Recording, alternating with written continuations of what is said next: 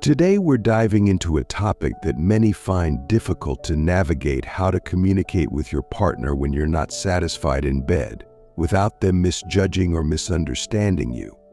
This is a conversation that requires tact, sensitivity, and respect.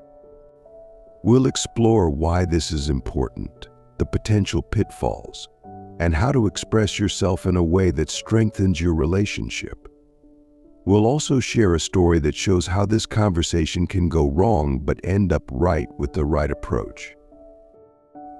Importance of communication. Sexual satisfaction is an essential part of a healthy relationship, but it's often clouded by fear of judgment or rejection. Being able to talk openly about your needs is crucial for intimacy and connection.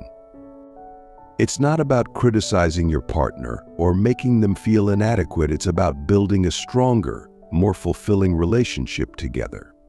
The goal is to address the issue without hurting their ego or making them feel like they're failing. The wrong way to approach it. Let's begin with what not to do.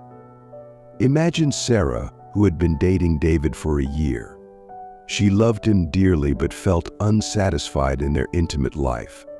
Frustrated, she blurted out one day, "Why can't you be more like my ex?" Immediately, David's face turned red, a mix of anger and hurt flashing through his eyes. He felt attacked, inadequate, and started questioning himself. The conversation ended with a massive argument and a distance between them that took weeks to repair.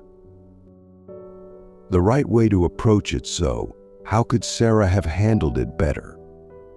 Let's rewind and see a more effective approach.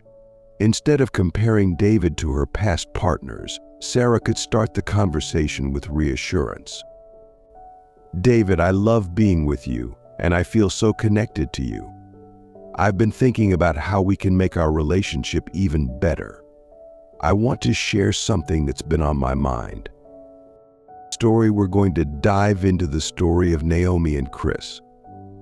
Naomi had been with Chris for over 2 years, and while she adored him, she wasn't entirely satisfied with their sex life. She was scared to bring it up because she didn't want Chris to think she was promiscuous or that she was looking for something more outside their relationship.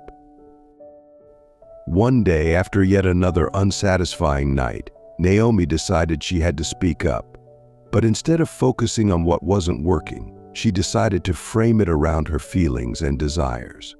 "Chris," she began gently, "I want to talk about something important to me. I've noticed that there are things I'd love to explore together in our intimate life." Chris looked at her, curious but not defensive. "Like what?" he asked. Naomi continued, "I've been feeling like there's more we could be experiencing together. I really enjoy being close to you, and I think we can take it to another level. What do you think?" Chris was taken aback, but in a good way.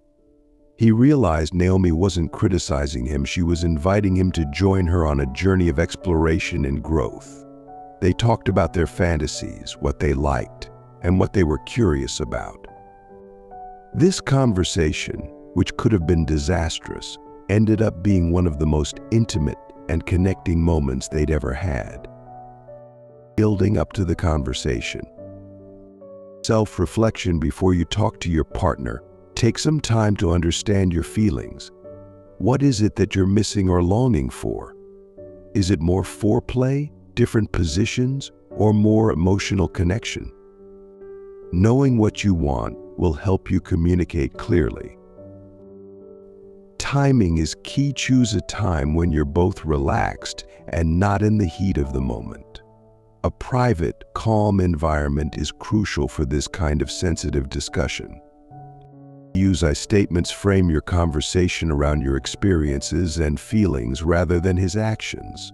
Instead of saying, "You never do this, try, I feel more connected when we try new things together."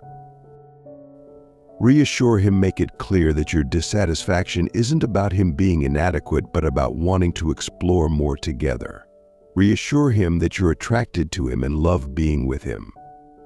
offer solutions, don't just bring up what's not working, suggest things you can try together. This turns the conversation into a team effort to improve your relationship. The twist. Let's go back to Naomi and Chris's story for a twist. After their conversation, Chris confessed that he too had been feeling a bit disconnected during sex but was afraid to bring it up. He thought Naomi might think he wasn't interested in her anymore.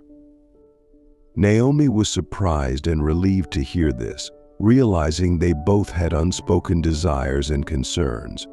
They agreed to explore together, making a pact to always be open about their needs. A few weeks later, their relationship took on a new dimension.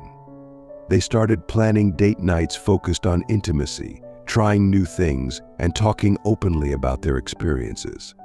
The fear and hesitation they initially felt turned into excitement and a deeper connection. What seemed like a potential conflict turned into an opportunity to grow closer. Ending the conversation after discussing your desires, ask for his thoughts and feelings. This is a two-way street, and he should feel equally heard and respected. Make sure to listen actively without interrupting or getting defensive. Talking about sexual satisfaction doesn't have to be awkward or accusatory. It's about two people coming together to enhance their relationship.